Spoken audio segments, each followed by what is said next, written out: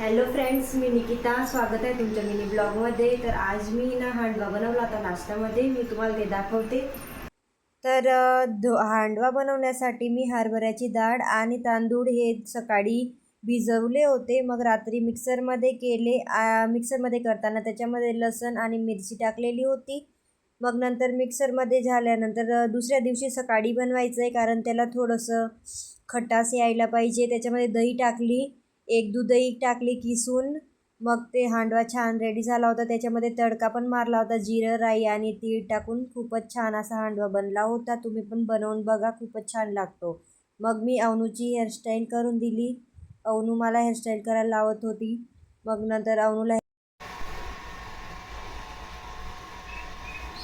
Wow, खूपच छान, मला आवडतोय.